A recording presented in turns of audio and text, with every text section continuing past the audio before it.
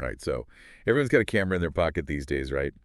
But what happens when those cameras get a brain of their own? Hmm. Today we're going deep on AI and how it's changing photography, like everything. Yeah, it's already everywhere. I mean, even just thinking about like the photos on my phone. Oh, absolutely. Like how much of that is actually me and how much is the AI doing its thing behind the scenes? Right. Well, you might be Okay, surprised. so spill the tea. AI is like baked into so many smartphone camera features. Like what? Portrait mode, that blurry background effect. Oh, yeah. Okay. That's AI figuring out what's the subject and what's not. Huh. And then you've got night sight, which like brightens up dark Yeah, photos. yeah.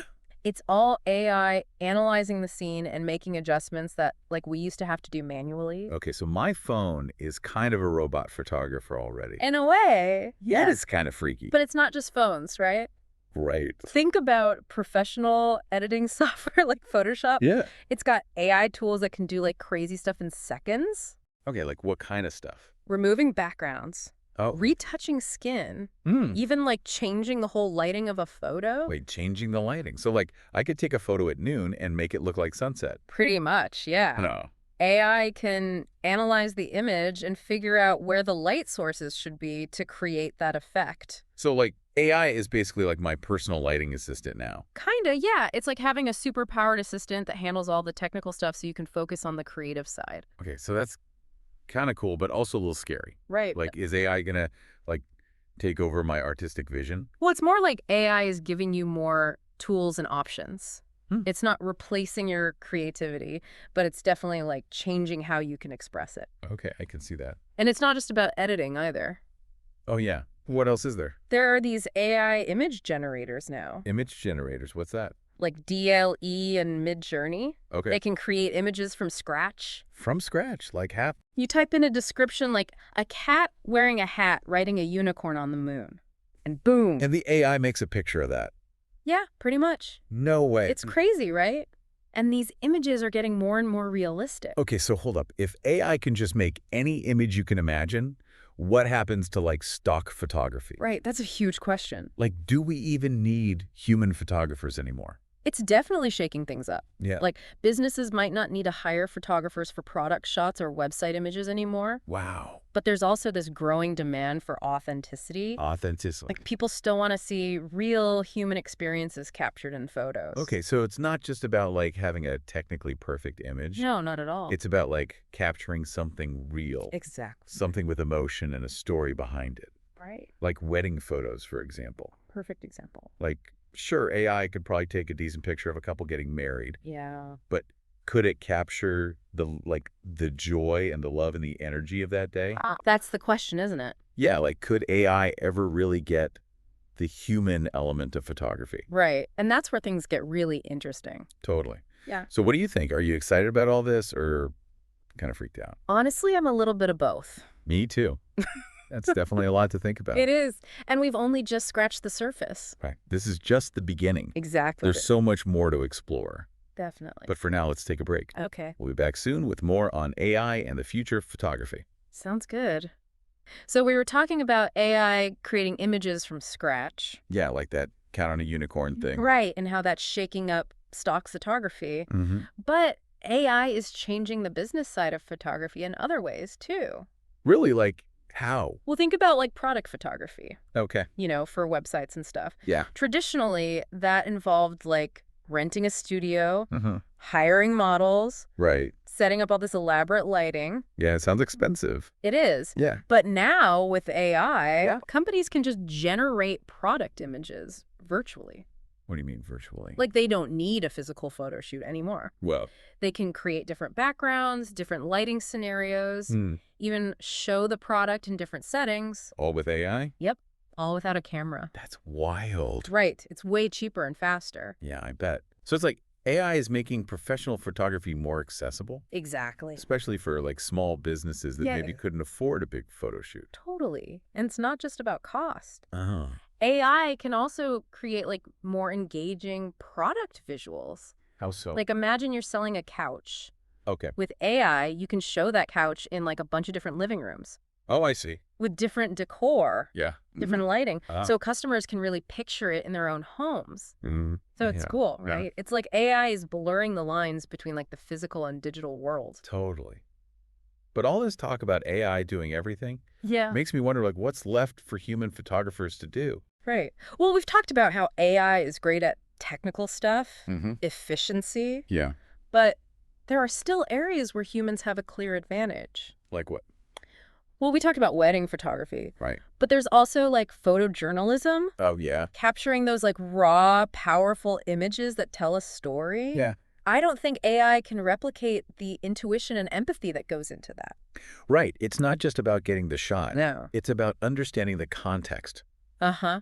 The emotion, Yeah. the significance of what's happening. Exactly. Photojournalists often put themselves in like dangerous situations Right. to capture the truth. Totally. And they have to make split-second decisions about like Yeah. composition, Mhm. framing, Right. what moments to Yeah. capture. AI can't do that.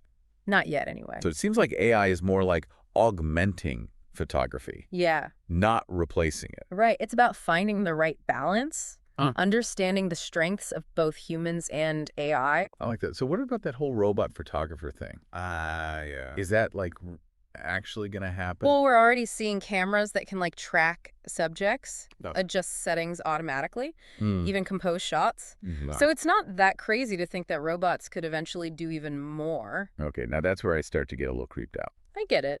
But let's Yeah. say it does happen. Yeah. What are the ethical implications? Like what?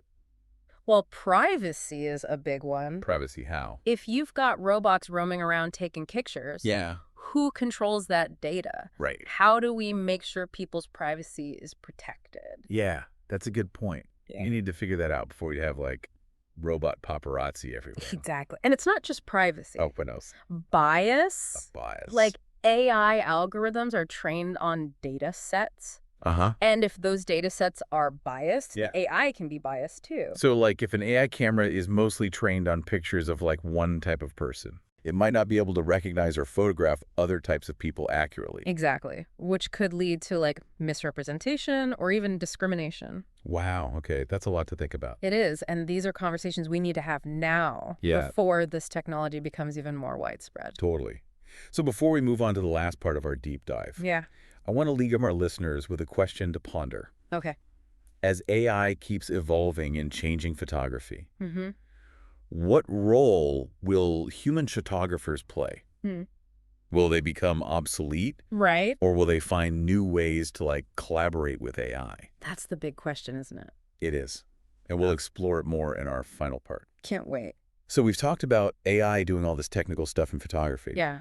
But can it actually be creative?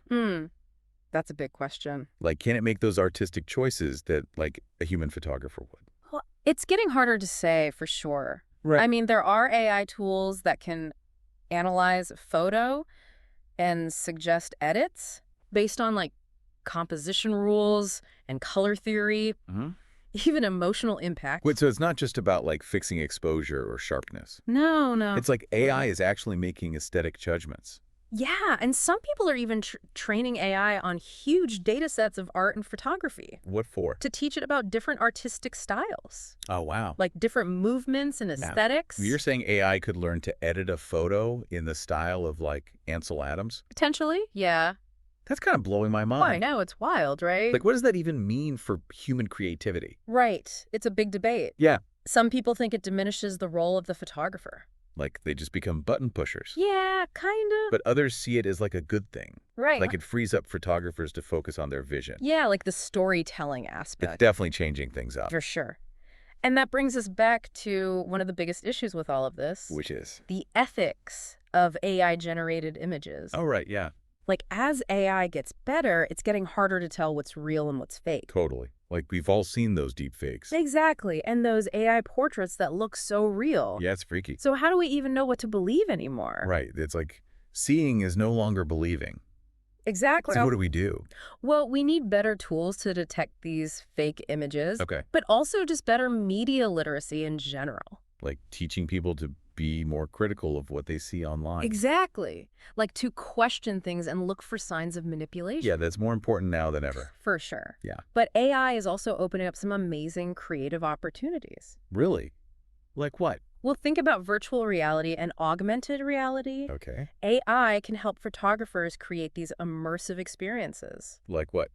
Like, imagine a virtual photography exhibit. Hmm. You could experience it from anywhere in the world. Cool. Or even like interactive photo installations Oh, wow. that respond to your movements and emotions. That would be amazing. Right. The possibilities are endless. So this has been a lot. It has. We've covered so much ground. Yeah, from like the technical stuff to the ethical concerns. And all those crazy creative possibilities. But as we wrap up, what's like the one big takeaway you want our listeners to remember?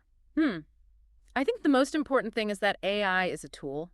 Okay. And like any tool, it can be used for good or for bad. Right. The future of photography is really up to us. Yeah, We need to use this technology responsibly and ethically absolutely. to shape the world we want to see. That's a great message. So it's an exciting time to be a photographer, It is. or even just someone who loves photography. Definitely. As AI keeps evolving, one thing's for sure. What's that? The future of photography is bright. I love that. Yeah, And it's full of possibilities. absolutely. So keep exploring and keep capturing the world through your own unique lens. That's great advice.